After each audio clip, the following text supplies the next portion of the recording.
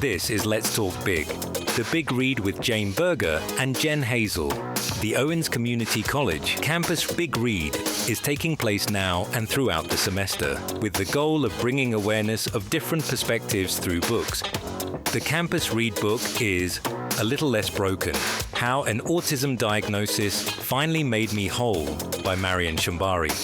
It's the story of one woman's decades-long journey to a diagnosis of autism and the barriers that keep too many neurodivergent people from knowing their true selves.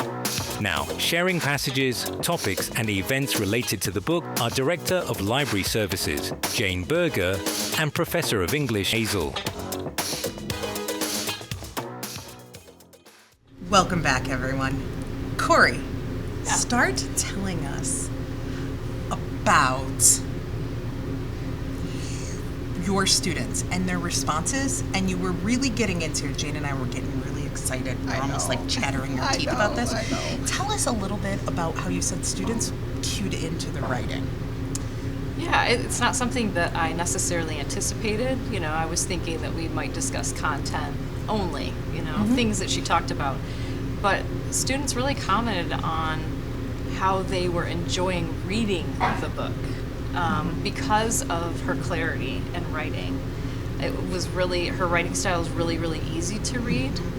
And I said, does that mean fast? And they said, no, it doesn't mean fast. It was just, the ease of reading was there. So of course in composition, I tried to remind them that's what we're looking for when we write for audiences, And then the other part of that that another student commented on was the fact that they love how Marian shows us what she means. So when she experiences stimming, she shows us what that looks like for her. And we can understand that way. We see it, through her own perspective. And students really gravitated toward that in her writing. And of course, in composition, we want students to use evidence, but then explain or, show us when they're using the evidence what it really means. Yep. So readers can understand. So I was fascinated by that part of our discussion for sure. Yeah. That's really insightful. And just cleverly, I think one of the things that she does do while we're talking about, the author and the writing, is even in that chapter, she tells you what her experience is and she tells you what other people's experiences are too. And really, when we think about what we do in composition, really what we're asking students to do is to really begin from themselves and then outward, which is that mirroring, like clearly she got an A in English composition. Clearly. Right, exactly. Definitely. And then, of course, we talked about other things related to the writing, so the actual quotes and passages that they really were captivated by, or moments in the first few chapters they were really captivated by. And of course, there were a lot of students that talked about bullying, and that she ended up inside of a closet, recording her humor is, inexhaustible in the book too, which I really, really appreciate a whole lot.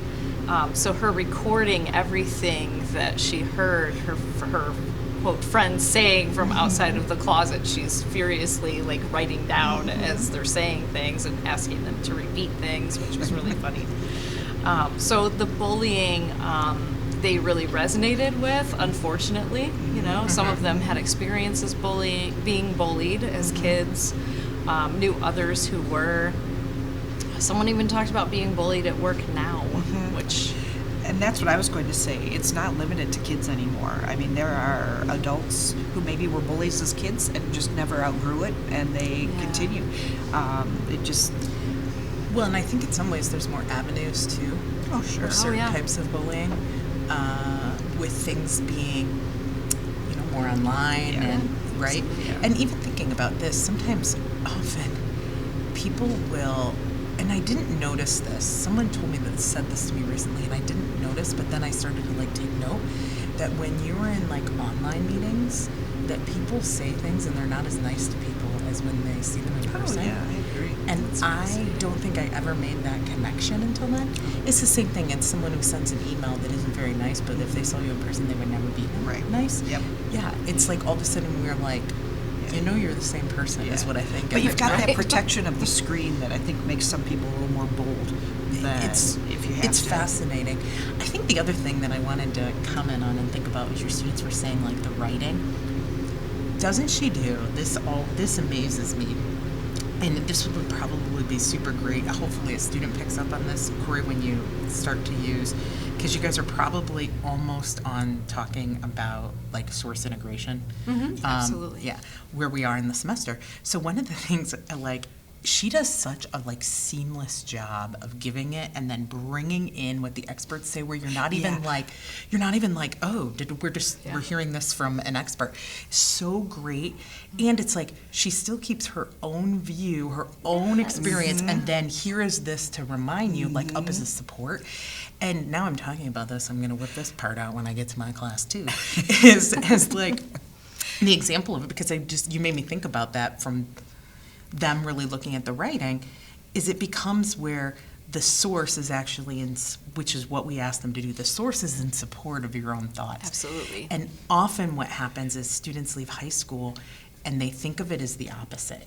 And I think it's the type of writing that they're expected to do versus the type of writing that we expect them to do in composition, and what they want to be doing, like continuing on within college. But really, like, and I always tell students this, and it's interesting because they will kind of say, like, well, I could never use I, or I wasn't allowed to do this. That's true. And I remember often that. tell them it's like,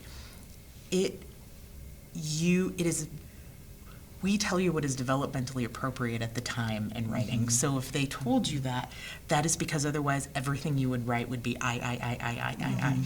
And while I is okay, there's a set of it being I. You don't need to say I think, because whose name is on the paper, whose name is on the cover of the book, whose name is, already know. right? Yep. Like, we already know that, right? And it becomes then a redundant word you're using over and over. So I think it's super interesting, but that is, I think, actually a super good point that I remember commenting on it with you, Jane, when I first read the book, and I was like, you got to read this one. Yeah. And it's funny because, not being an English professor, we're on the same wavelength here today, because I was going to say the same thing. Like, I loved how she integrated, things from the DSM and from other experts in the field. I thought, wow, that it really validates what she's saying. It really supports everything that, like her points that she's trying to make. But I couldn't have told you that was source integration. I don't remember that in my class. But from the librarian's perspective, I found that, because we're always looking for accurate, peer-reviewed, important, information. So I thought, this really gives her credibility for what she is saying. Not that she needs it, but it's always nice to have that extra layer of source integration. Yeah. Yes, don't you feel like, Yes, I do. Yes, how fabulous I'm coming that with is. the legal. So, Cory, you said that was one way you were using it. There's other ways that you're going to be using it, or you are? Kind of in an expansive way. So that's where we're starting, right? So we're going to keep reading certain chapters and things like that. And as we progress through our assignments, I'll find ways to kind of work the book into what we're doing. Like source integration is a perfect example of that. So with our argument essay, which we'll embark on next and very, very quickly here, I always ask students to start with themselves first, and I have them make lists, which they're a little bit resistant to at first, but I think they end up seeing the value in doing so, because they aren't frequently asked to do it. So I ask them to create a list of their passions, what they're passionate about and what they love, a list of what they're curious about, and also usually a list of what they have expertise in, which they don't like that word. But I make them do it anyway. Like, what do you know? You don't come into a classroom with no skills, with nothing. So you have to acknowledge that, right? So I want them to start from a personal perspective, and I think that makes the writing way more relevant. It makes the subjects they choose way more relevant, too, if there's that personal kind of component to it. Well, and the other important thing, too, about teaching like freshman comp with that is it reminds them that they have agency. Absolutely. And so often they come into things thinking as if, well, I'm going to learn these things, but what is it you bring to the table? Absolutely. And it reminds me often of the projects that we have done, like in multicultural literature and in women in lit,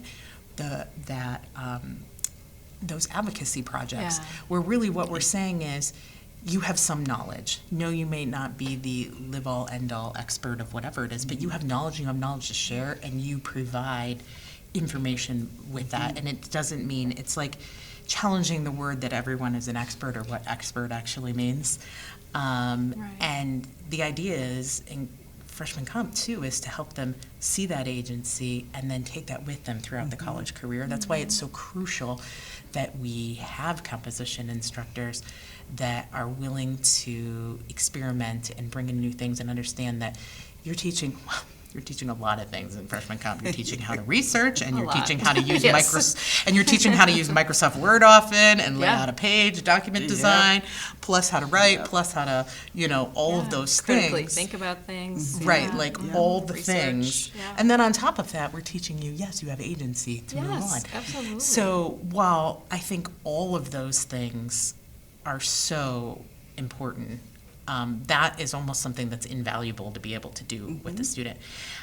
We are just about out of time today. Do you have one more tidbit of how else you're using it, or is that really Sure. where we are? Yes, please. So I usually get students to use something off of one of those lists as a way to find a subject for their next project. So obviously themes from the book would work really, really well with that too, and dovetail nicely with their own lives. And that's a starting point for me, and I think it's really important.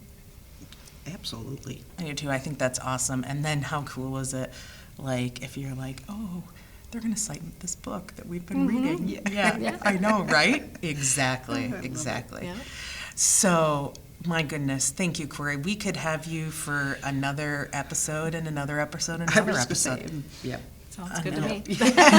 Well, we should check in maybe later in the semester, next semester, see how See how that group of students is stacking up. Yeah, like actually, let's find out here about some of the finishing stuff, and maybe we could even have you bring a student with you if that they would would be be really fun. interested. Yeah, that would be great. So, but yes, I am going to wrap us up today. So, on behalf of myself, Jen Hazel, Jane Berger, and Cory Hoover, keep talking big.